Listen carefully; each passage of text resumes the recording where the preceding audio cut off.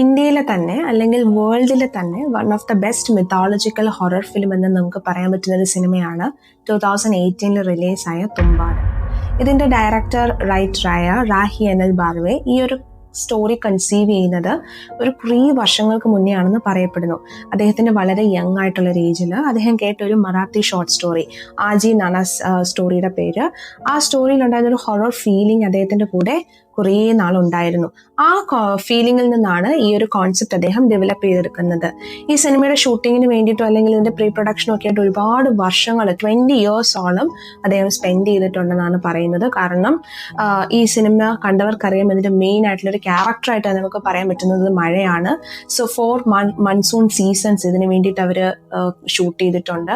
And ഒരു തവണ shoot ചെയ്തിട്ട് വീണ്ടും കുറേ കാര്യങ്ങൾ മാറ്റി റീഷൂട്ട് ചെയ്യപ്പെട്ടിട്ടുണ്ട്. അങ്ങനെ നമുക്ക് ഇന്ന് നമ്മൾ കാണുന്ന തുമ്പാട് എന്ന് പറഞ്ഞ സിനിമ പല റിഫൈനിങ് കഴിഞ്ഞ് ദ ബെസ്റ്റ് പ്രോഡക്റ്റ് ആയിട്ടാണ് നമ്മുടെ മുന്നിൽ എത്തിയിരിക്കുന്നത്. ഈ സിനിമ 3ആയിട്ടാണ് ഡിവൈഡ് ചെയ്തിരിക്കുന്നത് കാലഘട്ടങ്ങളുടെ ബേസിൽ. ഈ വീഡിയോയിൽ നമ്മളും അങ്ങനെ തന്നെയായിരിക്കും നോക്കാൻ പോകുന്നത്.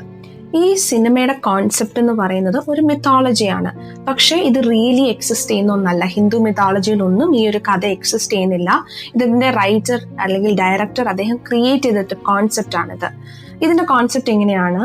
നമ്മുടെ ലോകത്തിലെ മുഴുവൻ വെൽത്ത്, അതായത് സമ്പാദ്യത്തിന്റെയും ധാന്യങ്ങളുടെയും ഉറവിടമായ ഒരു ദേവി. അവർക്ക് ഒരുപാട് മക്കളുണ്ട്. അതിൽ മൂത്ത മകനാണ് ഹസ്തർ. ഈ ഹസ്തറിനെ അവർക്ക് ഒരുപാട് ഇഷ്ടമാണ്. പക്ഷെ ഹസ്തർ വളരെ ഗ്രീഡിയായിരുന്നു, അത്യാഗ്രഹിയായിരുന്നു. അങ്ങനെ അമ്മയുടെ കൈവശമുള്ള ഈ സമ്പാദ്യങ്ങൾ മുഴുവൻ അവൻ കൈക്കലാക്കുന്നു. അടുത്തത് ധാന്യം കൈക്കലാക്കാൻ അവൻ ട്രൈ ചെയ്യുമ്പോൾ മറ്റു മക്കൾക്ക് ഇതിനോട് ഭയങ്കര ദേഷ്യം തോന്നുകയും അവരിവനെ അറ്റാക്ക് ചെയ്യുകയും ചെയ്യാണ് ഹസ്തറിനെ. അങ്ങനെ ഹസ്തർ ഇല്ലാണ്ടാവും അല്ലെ മരണപ്പെടും എന്ന് അറിയുന്ന ദേവി അവനെ രക്ഷിക്കാൻ വേണ്ടിയിട്ട് അവനെ സ്വന്തം ഉദരത്തിലേക്ക് തന്നെ, വൂമ്പിലേക്ക് തന്നെ തിരിച്ചയക്കും. പക്ഷേ ഇവന് ഇത് പോകുമ്പോൾ ഇങ്ങനെ വിടുമ്പോൾ അവനൊരു ശാപം കൂടെ കൊടുക്കും. ഒരിക്കലും ഒരു മനുഷ്യരും ഇവനെ ഓർക്കുകയോ ഇവനെ ആരാധിക്കുകയോ ഇവനെ ഒരു മൂർത്തിയായിട്ട് കാണുകയോ ചെയ്യുകയില്ല എന്ന്. സോ ഇതിന്റെ റൈറ്റർ പുതിയതായിട്ട് നമ്മുടെ മുന്നിൽ വെക്കുന്ന ഒരു കോൺസെപ്റ്റ്, ഇന്ന് റിയലി ഈ ഒരു ഗോഡ് എക്സിസ്റ്റ് ചെയ്യാത്തതിന്റെ ഒരു കാരണം ഇങ്ങനെ ഒരു ബിലീഫ് ഉള്ളത് കൊണ്ടാവാം എന്നുള്ളതും കൂടെയാണ്. അങ്ങനെയാണ് തുമ്പാട് എന്നുള്ള വില്ലേജിലേക്ക് നമ്മൾ എത്തുന്നത്. ഈ സിനിമയുടെ തുടക്കത്തിൽ കാണിക്കുന്ന ഈ വില്ലേജ് വളരെ ഏകാന്തതയിൽ കിടക്കുന്ന ഒരു സ്ഥലം. വലിയ മരങ്ങളോ ഒന്നുമില്ല, വളരെ മൊട്ടക്കുന്നുകളും കുറച്ച് ബിൽഡിംഗ് എന്ന് പോലും നമുക്ക് പറയാൻ പറ്റത്തില്ലാത്ത ഒരു ഏരിയ. അവിടെ ഏറ്റവും പ്രത്യേകത, ഈ ഒരു ഗ്രാമത്തിൽ എപ്പോഴും മഴയാണ്. അത് എന്തുകൊണ്ടാണെന്ന് വെച്ചാൽ ഈ ഹസ്തറിനെ ഈ തുമ്പാടുള്ള ആൾക്കാര് ആരാധിക്കാനായിട്ട് തുടങ്ങി എന്നുള്ളതാണ്. ഇപ്പൊ ദേവിയുടെ ഈ ഒരു ശാപം വകവെക്കാതെ മനുഷ്യര് ഹസ്തറിനെ ഓർക്കുകയും അവനെ ആരാധിക്കുകയും ചെയ്തതിന്റെ ഒരു തുടർഫലമായിട്ടാണ്, ഒരു ശിക്ഷയായിട്ടാണ് ഈ സ്ഥലത്ത് എപ്പോഴും മഴ നിൽക്കുന്നത്. ഈ കോൺസെപ്റ്റിൽ നിന്നാണ് ഇനി നമ്മുടെ കഥ തുടങ്ങുന്നത്.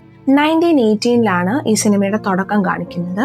ഒരു മൊട്ടക്കുന്നില് ഒരു വളരെ ചെറിയൊരു വീട്, വിനായക് റാവു എന്ന പയ്യനും അവന്റെ അനിയനും അമ്മയും താമസിക്കുന്ന ഒരു ചെറിയ വീടും. ഇവിടെ മറ്റൊരു കഥാപാത്രം ഉണ്ട്, വളരെ ഇമ്പോർട്ടൻ്റ് ആയിട്ടുള്ള ഒരു കഥാപാത്രമാണ്. നമുക്ക് പിന്നീട് അതിലേക്ക് വരാം. പിന്നീട് ഈ ഒരു നാട്ടിൽ ഉള്ളതൊരു വലിയ മാൻഷനാണ്, ഒരു ഭൂമി ഉടമ, സർക്കാർ എന്നാണ് അയാളുടെ പേര്. അയാൾ വളരെയധികം പ്രായമായി. അയാളെ കണ്ടാൽ തന്നെ നമുക്കൊരു പേടി തോന്നും.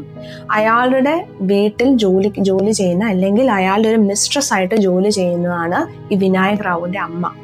അവരുടെ ദാരിദ്ര്യ അവസ്ഥ കൊണ്ടാണ് അവർ ഈ ഒരു പണി ചെയ്യുന്നത്. ആൻഡ് മോർ ഓവർ ഈ ഒരു വലിയ മാൻഷനില് ഹസ്തറിന്റെ ഒരു വിഗ്രഹവും ആ വിഗ്രഹത്തിൽ ഒരു സ്വർണ്ണ നാണയവും ഇരിപ്പുണ്ട്.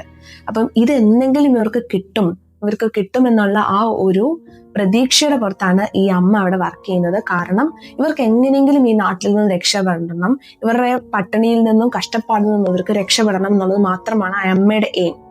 അപ്പൊ ഈ ഒരു കാലഘട്ടം 1918 ഇന്ത്യയുടെ ഹിസ്റ്ററിയും കൂടി ഇവിടെ പ്രോപ്പറായിട്ട് കാണിച്ചു പോകുന്നുണ്ട്. കാരണം സോഷ്യൽ ആയിട്ടുള്ള എക്കണോമിക് ഇൻഇക്വാളിറ്റി വളരെയധികം ആ സമയത്ത് നിലനിന്നിരുന്നു. ദരിദ്രരായിട്ടുള്ളവരെ ചൂഷണം ചെയ്ത് ജീവിക്കുന്ന ഭൂമി ഉടമകളും അല്ലെങ്കിൽ ജന്മിമാരും ഉണ്ടായിരുന്ന ഒരു കാലഘട്ടം.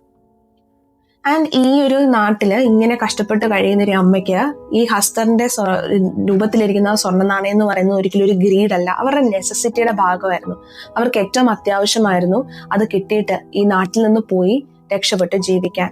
പക്ഷെ ഈ വിനായക് റാവു, ഈ മൂത്ത മകൻ, നമ്മൾ കണ്ടു തുടങ്ങുമ്പോഴേ നമുക്ക് മനസ്സിലാവും അവന് വല്ലാത്തൊരു ഒബ്സഷൻ ഉണ്ട് ഈ ഒരു പെർട്ടിക്കുലർ നിധിയോടും ഈ മിത്തിനോടും ഒക്കെ. അവൻ കുഞ്ഞിലേ തൊട്ടേ കേട്ട് വളരുന്നതാണ് ഈ മിത്ത്.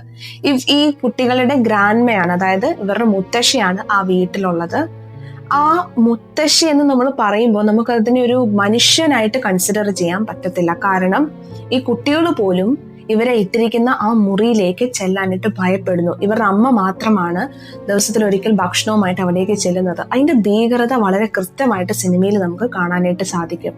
ഒരു അടച്ചിട്ട മുറി, ഇവര് ചെല്ലുമ്പോൾ ചങ്ങലയിൽ ബന്ധിക്കപ്പെട്ട ആ ഒരു പ്രായമായ ഒരു സ്ത്രീ, അവരെ കണ്ടാൽ ഒരു മനുഷ്യരൂപമാണെന്ന് പോലും നമുക്ക് തോന്നത്തില്ല. കാരണം അവർക്ക് വളരെയധികം പ്രായമായിട്ടുണ്ട്. അവരുടെ നഖമൊക്കെ വല്ലാതെ വളർന്നു നിൽക്കുന്ന ഒരവസ്ഥ, തൊലിയൊക്കെ ചുക്കിച്ചൊളിഞ്ഞ് കണ്ടാൽ വളരെ വിരൂപമായ ഒരു സ്ത്രീ. ഇവർ വളരെ അപകടകാരിയാണെന്നും ഈ മക്കൾക്കറിയാം. പക്ഷെ വിനായക് റാവുവിനോട് എത്ര പറഞ്ഞാലും ഈ പയ്യന് ഈ ഹസ്തറിനെ കുറിച്ചിട്ടുള്ള സത്യം എന്താണ്, ഈ നിധി എവിടെയാണെന്ന് അറിയാനുള്ള ഇവന്റെ ഒരു ആഗ്രഹം, എത്ര ഭയമാണെങ്കിലും ഇവൻ ഈ മുത്തശ്ശിയെ അപ്രോച്ച് ചെയ്യും അതിനു വേണ്ടിയിട്ട്. അപ്പൊ മുത്തശ്ശി അവനെ ഭയപ്പെടുത്താനോ അല്ലെ അവനെ ഇല്ലാതാക്കാനും ശ്രമിക്കുമ്പോഴും ഈ പയ്യന്റെ ഉള്ളിലെ ഒരു ജിജ്ഞാസ നമുക്ക് മനസ്സിലാവും, ഇവൻ എങ്ങനെയെങ്കിലും അത് അറിയണം എന്നുള്ളത്. അങ്ങനെ ഇരിക്കുമ്പോഴാണ് ഈ പയ്യന്റെ അനിയൻ മരണപ്പെട്ടു പോകുന്നു. അങ്ങനെ ഈ സർക്കാർ, അതായത് ആ ഭൂമി ഉടമയും മരണപ്പെട്ടു പോകുന്നു. ആ ഭൂമി ഉടമ മരണപ്പെട്ട് കഴിയുമ്പോൾ ഈ അമ്മ ആ ഗോൾഡ് കോയിൻ അവിടെ നിന്ന് എടുക്കും. എന്നിട്ട് ഈ മൂത്ത മകനെയും കൊണ്ട് ഈ നാട് വിട്ടു പോകാൻ തുടങ്ങിയാണ്.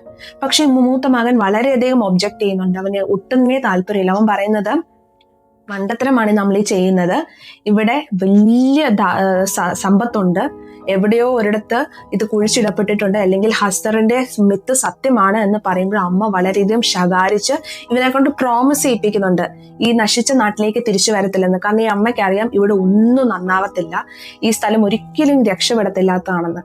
അപ്പൊ ഇവര് പോകുമ്പോ ഈ ഇവരുടെ മുത്തശ്ശിയായ ആ സ്ത്രീയെ കൊണ്ടുപോകുന്നില്ല. അവരെ കൊണ്ടുപോകാനും കഴിയത്തില്ല. കാരണം അത് അങ്ങനത്തെ ഒരു ബാക്ക് ഹിസ്റ്ററി ഉള്ളൊരു കഥയാണത്. ഈ മുത്തശ്ശി ആരാണെന്ന് ചോദിച്ചാൽ ഹസ്തറിന്റെ ഈ നിധിയുമായിട്ട് ബന്ധപ്പെട്ട് ഇവരാണ് ആദ്യമായിട്ട്, നമുക്ക് മനസ്സിലാകുന്ന ഈ സിനിമയിൽ ആദ്യമായിട്ട് ഈ ഹസ്തറിന്റെ നിധി കണ്ടെത്താൻ വേണ്ടിയിട്ട്, ഈ സ്വർണ്ണ നാണയങ്ങൾ കണ്ടുപിടിക്കാൻ വേണ്ടിയിട്ട് ഇറങ്ങി തിരിച്ചൊരു സ്ത്രീ. പക്ഷെ അവരുടെ ജന്മം ശപിക്കപ്പെട്ടതായി തീർന്നു. ശാപം എന്ന് പറഞ്ഞാൽ അവർക്ക് ഒരിക്കലും മരിക്കാൻ പറ്റത്തില്ല. അവർ ദയനീയമായി ജീവന്റെയും മരണത്തിന്റെ ഇടയിൽ കിടന്ന് നരകിക്കുകയാണ്.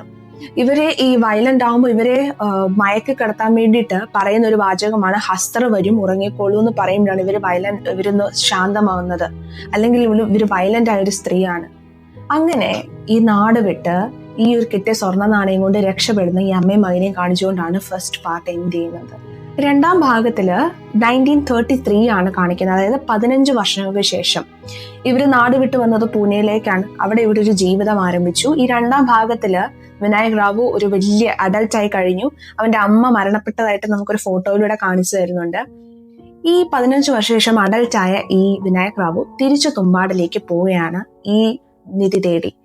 സോ ആദ്യം കുട്ടിക്കാലത്ത് ഇവന്റെ ഒരു ഒബ്സഷൻ കാണുമ്പോൾ നമ്മൾ തോന്നും അവന്റെ അറിവില്ലായ്മ കൊണ്ട്, ഇഗ്നോറൻസ് കൊണ്ട് അവർ ചെയ്യുന്നതാണെന്ന്. പക്ഷെ അഡൽട്ട് ആയി കഴിഞ്ഞിട്ട് അവനൊരു കോൺഷ്യസ് ഡിസിഷൻ എടുക്കുകയാണ് ഈ നശിച്ച കാര്യം അല്ലെങ്കിൽ ഈ ശാപം പിടിച്ച കാര്യം കണ്ടുപിടിക്കാനായിട്ട്.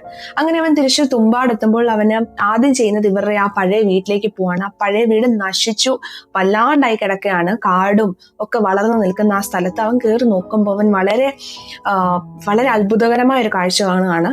ഈ പ്രായമായ ആ സ്ത്രീ സ്റ്റിൽ ആ വീടിനകത്തുണ്ട്. ആൻഡ് അവരെ ഇപ്പൊ കാണിക്കുന്നത് നമ്മൾ അങ്ങനെ കണ്ടിട്ടില്ലാത്ത ഒരു സീനിലാണ് അവരെ കാണിക്കുന്നത്. കാരണം അവരുടെ ശരീരം ഭൂമിയോട് ചേർന്ന് കിടക്കുന്നു. അവരുടെ ശരീരത്തിൽ നിന്ന് ഒരു വലിയ മരം വളർന്നു പൊങ്ങിയിരിക്കുന്നു. ഇവരുടെ ഹാർട്ട് ബീറ്റ് ചെയ്യുന്നുണ്ട്. ഇവർക്ക് സംസാരിക്കാൻ പറ്റുന്നുണ്ട്. ശബ്ദം പുറത്തു വരുന്നുണ്ട്. വിനായക് റാവു വളരെ ഹാപ്പി ആയിട്ട് ഈ സ്ത്രീയുടെ അടുത്ത് ചെന്നിട്ട് വീണ്ടും അവന്റെ കുട്ടിക്കാലത്തുണ്ടായിരുന്ന ആ സംശയം തീർക്കുകയാണ്. എങ്ങനെയാണ് ഹസ്തറിന്റെ അടുത്ത് നിന്ന് ആ സ്വർണം കിട്ടുന്നതെന്ന് അറിയാൻ. അവരത് പറഞ്ഞു കൊടുക്കാൻ തയ്യാറാവുന്നുണ്ട്. പക്ഷേ തിരിച്ചൊരു സഹായം ചോദിക്കുന്നു. അവർക്ക് മരണം കൊടുക്കണം എന്നുള്ളത്. മരിക്കാനായിട്ട് ഇനി ഒരു വഴിയേ ഉള്ളൂ, അവരെ ജീവനോടെ കത്തിച്ച് കളയണം. അത് ചെയ്യാൻ തയ്യാറായി. അത് ചെയ്തും കൊടുത്ത് ഈ രഹസ്യവും അറിഞ്ഞിട്ട് വിനായക് റാവു ഈ വലിയ മാൻഷനിലേക്ക് പോവുകയാണ്. ആ മാൻഷൻ കാണുമ്പോൾ നമുക്ക് മനസ്സിലാവും വളരെ വർഷങ്ങളായിട്ട് ഉപയോഗിക്കാതെ കിടന്ന് വളരെ പൊട്ടി നശിച്ചു കിടക്കുന്ന ഒരു സ്ഥലമായിട്ടാണ് കാണിക്കുന്നത്. ആൻഡ് ഈ മാൻഷനകത്ത് ഒരു വലിയ കിണറുണ്ട്. ഈ കിണർ വഴി ഇറങ്ങി ചെല്ലുന്നത് ആക്ച്വലി ഈ ദേവിയുടെ വൂമ്പിലേക്കാണ്. നമ്മൾ ഒട്ടും പ്രതീക്ഷിക്കത്തില്ല. കാരണം വിഷ്വലി ആണെങ്കിലും നമുക്ക് ഭയങ്കര കൺവിൻസിങ് ആയിട്ട് തോന്നും. അതൊരു സ്ത്രീയുടെ ഗർഭപാത്രമായിട്ട് തന്നെ അതിന്റെ വോൾസും എല്ലാം അങ്ങനെ തന്നെയാണ് ക്രിയേറ്റ് ചെയ്തിരിക്കുന്നത്. ഈ ഗർഭപാത്രത്തിനകത്ത് ഹസ്തർ ഉണ്ടെന്നറിയാം. ആൻഡ് ഇതിനു വേണ്ടി എന്തൊക്കെ കാര്യങ്ങൾ ചെയ്യണമെന്നും ഈ പുള്ളിക്ക് നന്നായിട്ട് മനസ്സിലാവും. അത് ഈ മുത്തശ്ശി നന്നായിട്ട് കൃത്യമായി പറഞ്ഞു കൊടുത്തിട്ടുണ്ട് എങ്ങനെയാണ് ഹസ്തറിനെ ഡൈവേർട്ട് ചെയ്ത് ഡിസ്ട്രാക്ട് ചെയ്ത് അവന്റെ കയ്യിലുള്ള ആ സ്വർണം എടുക്കേണ്ടതെന്നുള്ളത്. അപ്പൊ അതിനു വേണ്ടി പ്രാക്ടീസ് തുടങ്ങും. അതിന് ഏറ്റവും ഇമ്പോർട്ടൻ്റ് ആയിട്ടുള്ളത് ഹസ്തറിന് എപ്പോഴും വിശപ്പാണ്. കാരണം അവന് ആ ധാന്യങ്ങൾ അവന്റെ അമ്മയുടെ കയ്യിൽ നിന്ന് അവന് അടിച്ചു മാറ്റാൻ കഴിഞ്ഞില്ല, സ്വർണം മാത്രമേ പറ്റുള്ളൂ. അപ്പം നിന്നും വിശപ്പിലാണ് കഴിയുന്നത്. അവന്റെ വിശപ്പ് അടക്കാൻ സാധിക്കുന്നതാണ് അവന് ഡിസ്ട്രാക്ട് ചെയ്യാനായിട്ടുള്ള ഒരു വഴി. അതിനു വേണ്ടിയിട്ട് മാവ് കൊണ്ട് ഡോൾസ് പോലെ ഉണ്ടാക്കി ആ ഡോളുമായിട്ട് ഇറങ്ങിച്ചെന്ന് ഒരു മാവ് കൊണ്ട് തന്നെ ഒരു വൃത്താകൃതിയിൽ ഒരു ഷേപ്പ് ക്രിയേറ്റ് ചെയ്ത് അതിനകത്ത് നിന്നിട്ട് വേണം ഹസ്തറിനെ വിളിക്കാനായിട്ട്. കാരണം ആ രേഖയ്ക്കകത്തേക്ക് ഹസ്തറിനെ പ്രവേശിക്കാനായിട്ട് കഴിയില്ല. ആ ഹസ്തർ പ്രവേശിച്ചു കഴിഞ്ഞാൽ ഏറ്റവും വലിയ അപകടമാണ്. പിന്നെ ജീവനോടെ പുറത്തു വരാൻ പറ്റില്ല എന്നുള്ളത് വളരെയധികം ക്ലിയർ ആണ്. ഇവൻ ഇതിനു വേണ്ടി ചെയ്യുന്ന ഈ പ്രിപ്പറേഷൻ കാണുമ്പം ശരിക്കും നമുക്ക് ഫീൽ ചെയ്യുന്ന ഒരു കാര്യം, ഈ ഡിവൈൻ ആയിട്ടുള്ള കാര്യങ്ങൾ അല്ലെങ്കിൽ മിത്തിക്കൽ ആയിട്ടുള്ള കാര്യങ്ങൾ ഒക്കെ ഒരു പരിധി കഴിയുമ്പോൾ ആൾക്കാർക്ക് അതൊരു പ്രാക്ടീസ് പോലെ ആയി തുടങ്ങും. അല്ലെങ്കിൽ ഇവൻ ആ ഒരു വിശ്വാസത്തെ ഒരു ബിസിനസ് പോലെ, അവൻ ചെയ്യുന്നൊരു ജോലി പോലെയാണ് അവനത് കാണുന്നത്. അതിനുവേണ്ടി പ്രിപ്പയർ ചെയ്യുന്നു, അവന് വേണ്ടിയുള്ള കൃത്യമായ സ്റ്റെപ്സുകൾ എടുക്കുന്നു. അങ്ങനെ ഇവൻ ഈ ചെയ്ത കാര്യങ്ങളൊക്കെ വിജയകരമായി അവന് കംപ്ലീറ്റ് ചെയ്യാൻ പറ്റുകയാണ്. അതായത് ആ വൂമ്പിലിറങ്ങി ഹസ്തറിനെ ആ ഡോള് കൊടുത്ത് ഡിസ്ട്രാക്ട് ചെയ്ത് ആ നാണയം കുറച്ചാണെങ്കിലും അവന് എടുക്കാൻ സാധിക്കുന്നു. ഇത് പിന്നീട് സ്റ്റോപ്പ് ചെയ്യാനായിട്ട് ഇവന് പറ്റുന്നില്ല എന്നുള്ളതാണ്. ഇവിടെയാണ് ഗ്രീഡ് എന്നുള്ള കോൺസെപ്റ്റിനെ വളരെ ബ്യൂട്ടിഫുൾ ആയിട്ട് ഡയറക്ടർ പ്രസന്റ് ചെയ്തിരിക്കുന്നത്. വീണ്ടും വീണ്ടും പല സമയത്തായിട്ട് വിനായക് അവിടെ വരികയും ഈ പ്രോസസ്സ് കണ്ടിന്യൂ ചെയ്യുകയും ചെയ്യുന്നുണ്ട്. ഈ സമയം കാണിക്കുമ്പോൾ 1933 ആണ്, ഞാൻ പറഞ്ഞതുപോലെ തന്നെ നമ്മുടെ ഇൻഡിപെൻഡൻസിന്റെ കുറേ സ്ട്രഗിൾസ് നടക്കുന്ന ഒരു കാലഘട്ടം. കുറേ ആൾക്കാര് അല്ലെങ്കിൽ ലീഡേഴ്സ് സമരങ്ങൾ ചെയ്യുകയും സ്ത്രീകളൊക്കെ ഇൻഡിപെൻഡൻസിന് വേണ്ടിയിട്ട് ജാഥകൾക്ക് പോവുകയൊക്കെ ചെയ്യുന്നൊരു കാലഘട്ടം. ഇത് വളരെ കൃത്യമായിട്ട് സിനിമയിൽ കാണിച്ചു പോകുന്നുണ്ട്, ആ ഒരു ടൈമിലെ ഹിസ്റ്ററി എന്ന് പറയുന്നത്. സോ ഈ 1933 വിനായക് റാവു പതുക്കെ അദ്ദേഹത്തിന്റെ സമ്പാദ്യം കൂടി അദ്ദേഹം വളരെ ബെറ്റർ ആയിട്ടുള്ള ലൈഫ് സ്റ്റൈലിലേക്ക് മാറുന്നുണ്ട്. വീട് വെക്കുന്നു, അല്ലെങ്കിൽ വണ്ടികൾ വാങ്ങുന്നു. അപ്പം ഫാമിലി ലൈഫിലേക്ക് വരുമ്പോഴും നമുക്ക് കുറെ ഡിറ്റീരിയേഷൻ കാണാനായിട്ട് പറ്റും. അതായത് ഭാര്യയുമായിട്ടുള്ള അദ്ദേഹത്തിന്റെ റിലേഷൻഷിപ്പ് ഒക്കെ നമുക്ക് ഈ ഒരു സമയത്ത് കുറച്ചുകൂടെ കൃത്യമായിട്ട് മനസ്സിലാക്കാൻ പറ്റും. ആൻഡ് ഈ സമയത്താണ് മറ്റൊരു കഥാപാത്രത്തെ സിനിമയിൽ ഇൻട്രൊഡ്യൂസ് ചെയ്യുന്നത്. ഈ കൊണ്ടുവരുന്ന സ്വർണ്ണ നാണയങ്ങൾ നമ്മുടെ ഈ വിനായക് കൊടുക്കുന്നത് ഒരു പ്രായമായ മനുഷ്യനാണ്. ഈ മനുഷ്യന് കുറെ കഴിയുമ്പോൾ സംശയം തോന്നി, ഇവൻ എവിടെ നിന്ന് ഈ സ്വർണ്ണ നാണയങ്ങൾ കിട്ടുന്നതെന്നുള്ളത്. അതിന്റെ ഉറവിടം തപ്പി ഇയാൾ സ്വയമായിട്ട് തുമ്പാടിലേക്ക് പോകും. ഇത് മനസ്സിലാക്കിയ വിനായക് ഇയാളുടെ പുറകെ പോവുകയും ഇയാളെ ട്രിക്ക് ചെയ്യും, അയാളെ ഒരു ട്രാപ്പ് ചെയ്ത് ഈ വൂമ്പിനകത്തോട്ട് ഇറക്കി വിടും. പക്ഷെ കാര്യങ്ങൾ മനസ്സിലാക്കാതെ വൂമ്പിനകത്ത് ഇറങ്ങിയ ഒരാൾക്ക് തിരിച്ചു കയറി വരാൻ പറ്റില്ല. അങ്ങനെ ഈ മനുഷ്യനകത്ത് ട്രാപ്ഡായി പോവുകയും ഹസ്തർ അയാളെ പിടിക്കുകയും ഏറ്റവും ലായിട്ട് അയാൾ ആ ശാപം കിട്ടിയ സ്ത്രീയെ പോലെ തന്നെ ആവുകയും ചെയ്യുന്നുണ്ട്. ഇവിടെ നമുക്ക് മനസ്സിലാവുന്നത് ഈ സീക്രട്ട് വെളിയിൽ വരുന്നത് മാത്രമല്ല വിനായകന്റെ പ്രശ്നം. ഇത് അറിയാവുന്ന ഒരേ ഒരാള് വിനായകാണെന്നും അയാൾക്ക് അതൊരു പവറാണ്. അയാളുടെ സോൾ നോളജിലുള്ളൊരു കാര്യം മറ്റൊരാൾ അറിയുന്നത് അയാളുടെ പവർ പോകുന്നതിന് തുല്യമാണ്. അതിന്റെ ഒരു റീസണും കൂടാണ് നമുക്ക് കാണാൻ പറ്റും. ഇപ്പൊ റിലേഷൻഷിപ്പിനെയൊക്കെ വളരെ നിസ്സാരമായി കാണുന്ന, അല്ലെങ്കിൽ മെറ്റീരിയൽ ആയിട്ടുള്ള കാര്യങ്ങൾക്ക് വളരെ ഇമ്പോർട്ടൻസ് കൊടുക്കുന്ന, മനുഷ്യ ബന്ധങ്ങളെക്കാളും ഇമ്പോർട്ടൻസ് കൊടുക്കുന്ന ഒരാളായിട്ട് വിനായകനെ ഇവിടെ കൃത്യമായി പോർട്രേ ചെയ്യുന്നുണ്ട്. അപ്പൊ ഗ്രീഡ് ഉണ്ടാക്കുന്ന മറ്റു കോൺസിക്വൻസസ് ആണ് ഇവിടെ നമുക്ക് കാണാൻ കഴിയുന്നത്. മൂന്നാമത്തെ ഘട്ടമായിട്ട് 1948 ആണ് കാണിക്കുന്നത്. ഏറ്റവും വലിയ ഇമ്പോർട്ടൻസ്, ഇന്ത്യക്ക് സ്വാതന്ത്ര്യം കിട്ടിക്കഴിഞ്ഞു. ആൻഡ് ആ ഒരു മാറ്റങ്ങൾ ആ വീട്ടിലും നടക്കുന്നുണ്ട്.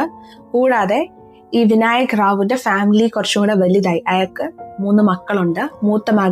മൂത്തതൊരു മകനാണ്. ആൻഡ് ഈ മകന് ഫിസിക്കലി ഒരു ചെറിയ പ്രശ്നമുണ്ട്. ഇവന്റെ കാല് ഇവന് പ്രോപ്പറായിട്ട് നടക്കാൻ പറ്റത്തില്ല. ഇവന്റെ കാലിനൊരു ഡിഫോമിറ്റി ഉണ്ട്.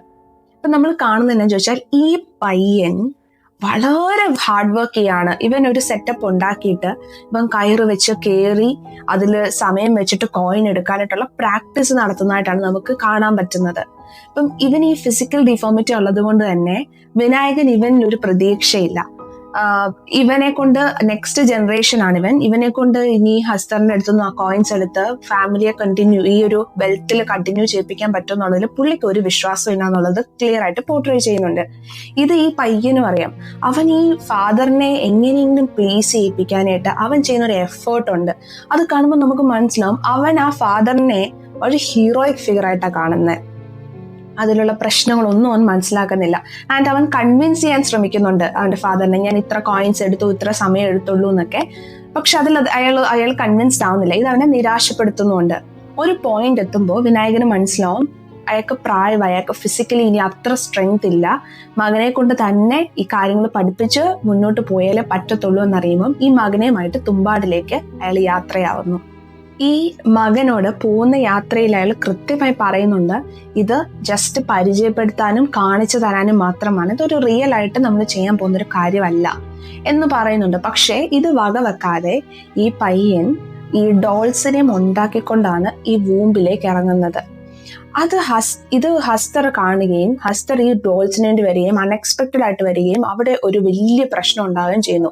ആൻഡ് വിനായക് ഒരു വിധത്തിലാണ് മകനെയും രക്ഷിച്ചുകൊണ്ട് പുറത്തേക്ക് വരുമ്പോൾ വിനായക് ദേഷ്യപ്പെടുന്നുണ്ട്. പക്ഷേ മകൻ ഹാപ്പിയാണ്. കാരണം അവൻ ഈ ഒരു എൻകൗണ്ടർ ഇത്രയും ക്രിട്ടിക്കൽ ആയിട്ടുള്ള സിറ്റുവേഷനിലും അവൻ ഹസ്തന്റെ അടുത്തുനിന്ന് കോയിൻസ് അടിച്ചു മാറ്റിയിരുന്നു.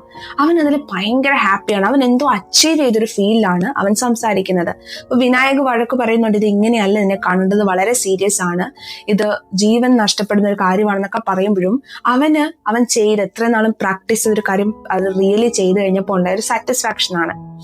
ഈ പയ്യൻ വീട്ടിൽ തിരിച്ചെത്തി കഴിയുമ്പോഴാണ് നമുക്ക് ഇവന് വരുന്ന ചേഞ്ചസിനെ കുറിച്ച് മനസ്സിലാവുന്നത്. ഇവൻ പവർഫുൾ ആയി, ഇവൻ ഒരു അതോറിറ്റേറിയൻ ആയി എന്നുള്ളൊരു ഫീല് കൃത്യമായിട്ട് മനസ്സിലാവും. അമ്മ വന്നിട്ട് ഇവനോട് ചോദിക്കുന്നുണ്ട്, എന്താണ് ശരിക്കും തുമ്പാട് സംഭവിക്കുന്നത്, എനിക്കറിയത്തില്ല എന്ന് പറയുമ്പോൾ ഇവൻ പറയുന്നുണ്ട്, അത് എന്റെയും അച്ഛന്റെയും ഇടയ്ക്ക് മാത്രം നിൽക്കുന്ന ഒരു കഥയാണ്, അത് സ്ത്രീകളോട് പറയാൻ പറ്റില്ല എന്നുള്ളത്.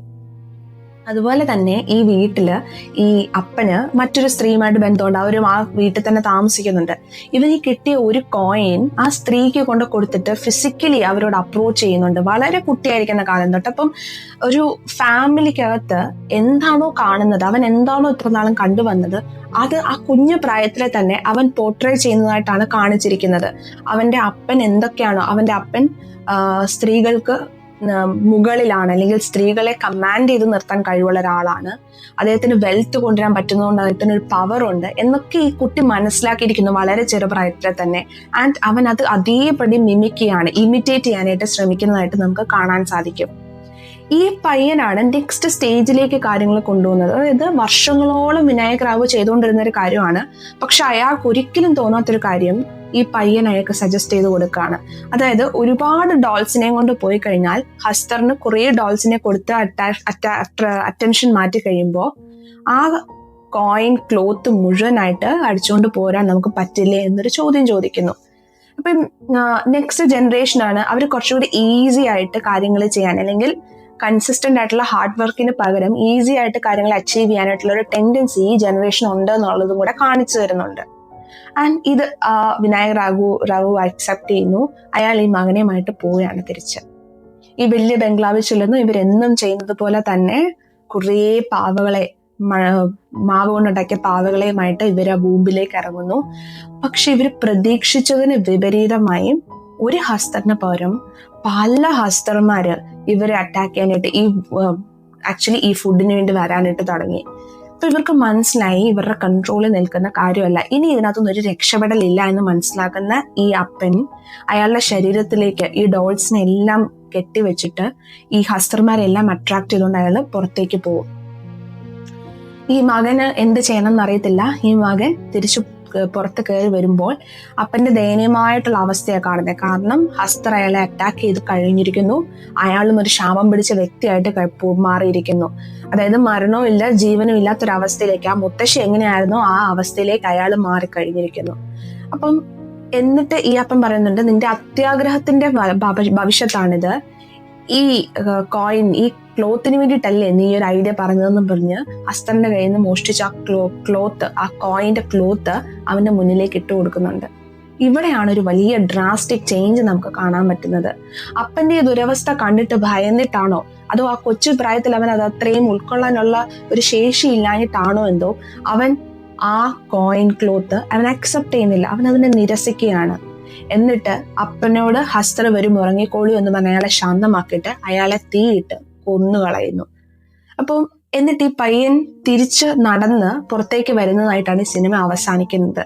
ഇവിടെ നമുക്ക് കാണുന്ന കാണികൾക്ക് ഒരു ക്വസ്റ്റ്യൻ ഇട്ട് തരികയാണ്. ശരിക്കും ആ പയ്യൻ അവന്റെ അപ്പന്റെ അല്ലെങ്കിൽ അവൻ കേട്ടു വളർന്ന കഥകൾ സത്യമാണെന്ന് ഈ അപ്പന്റെ അവസ്ഥയിൽ നിന്ന് അവൻ മനസ്സിലാക്കിയോ? അവനൊരു പുതിയ ലൈഫിലേക്ക് ഗ്രീഡ് അല്ലെങ്കിൽ ഒബ്സഷൻ ഇതൊന്നും ഇല്ലാതെ സ്വന്തമായിട്ട് കാര്യങ്ങൾ മനസ്സിലാക്കി പ്രാക്ടിക്കലായിട്ട് ജീവിക്കാൻ, കുറച്ചുകൂടെ റിലേഷൻഷിപ്പിന് ഇമ്പോർട്ടൻസ് കൊടുക്കാൻ, റിയൽ ലൈഫിന്റെ മീനിങ് അവൻ ആ സമയം കൊണ്ട് മനസ്സിലാക്കിയിട്ടായിരിക്കുമോ അത് വേണ്ടാന്ന് വെക്കുന്നത്? അതോ ആ പെർട്ടിക്കുലർ സമയത്ത് അവന്റെ ഭയം കൊണ്ടായിരിക്കുമോ? നമ്മുടെ വിനായക് റാവു വന്നതുപോലെ കുറെ വർഷങ്ങൾക്ക് ശേഷം അവനും തിരിച്ച് മടങ്ങി വരാൻ ചാൻസ് ഉണ്ട്. കാരണം അവന് അറിയാം എങ്ങനെയാണ് ഈ കോയിൻസ് എടുക്കേണ്ടത്, ഇതിന്റെ പെർഫെക്റ്റ് ആയിട്ടുള്ള റൂൾസ് അവൻ അറിയാം, ഇത് എവിടെ ഉണ്ടെന്നും അവനറിയാം. സോ ഈ നോളജ് അവന്റെ ഉള്ളിൽ നിൽക്കുമ്പോൾ അവന് കംപ്ലീറ്റ് ആയിട്ട് ഇത് ഇട്ടെറിഞ്ഞിട്ട് പോകാനായിട്ട് കഴിയുമോ എന്നുള്ളിടത്താണ് ഈ സിനിമ അവസാനിക്കുന്നത്. ഇത് നമുക്ക് ആസ് എൻ ഓഡിയൻസ് നമുക്ക് ഇതിനകത്ത് കൺസീവ് ചെയ്യാം. നമ്മുടെ ഓരോരുത്തരുടെയും കാഴ്ചപ്പാടനുസരിച്ച് നമുക്ക് അതിനെ കൺക്ലൂഡ് ചെയ്യാനായിട്ട് സാധിക്കും. ഈ ഫിലിമിൻ്റെ ഒരു വളരെ ഡീറ്റെയിൽഡ് ആയിട്ടുള്ള എക്സ്പ്ലനേഷൻ അല്ല ഞാനിവിടെ തന്നിരിക്കുന്നത്. തുമ്പാട് നിങ്ങൾ കാണാത്തവരാണെങ്കിൽ ഡെഫിനറ്റ്ലി നിങ്ങൾ കണ്ടു നോക്കണം. കാരണം ഈ സിനിമയുടെ ഏറ്റവും വലിയ പ്രത്യേകത അതിൻ്റെ വിഷ്വൽ സൈഡ്, ആ ഹൊറർ മൂഡ് അവർ ക്രിയേറ്റ് ചെയ്തിരിക്കുന്ന രീതി, ഇതിൻ്റെ മ്യൂസിക് എല്ലാം കൂടെ ചേർന്നാണ് ഇതെല്ലാം വളരെ ബ്യൂട്ടിഫുൾ ആയിട്ടാണ് പോർട്രേ ചെയ്തിരിക്കുന്നത്. തുമ്പാട് 2 കാണാൻ നമുക്ക് വെയിറ്റ് ചെയ്യാം. ഈ വീഡിയോ നിങ്ങൾക്ക് ഇഷ്ടപ്പെട്ടെങ്കിൽ ഡെഫിനറ്റ്ലി നിങ്ങളുടെ തോട്ട്സ് നിങ്ങൾ കോമെൻറ്റ് ചെയ്യുക. നമ്മൾ ഇതുപോലത്തെ വേറെയും കുറച്ച് സിമിലർ ആയിട്ടുള്ള വീഡിയോസ് ചെയ്തിട്ടുണ്ട്. നിങ്ങൾ ഡെഫിനറ്റ്ലി ചെക്ക് ഔട്ട് ചെയ്ത് നോക്കുക. നിങ്ങൾക്ക് ഇഷ്ടപ്പെടുവാണെങ്കിൽ ലൈക്ക് ചെയ്യുക, ഷെയർ ചെയ്യുക ആൻഡ് സബ്സ്ക്രൈബ് അവർ ചാനൽ.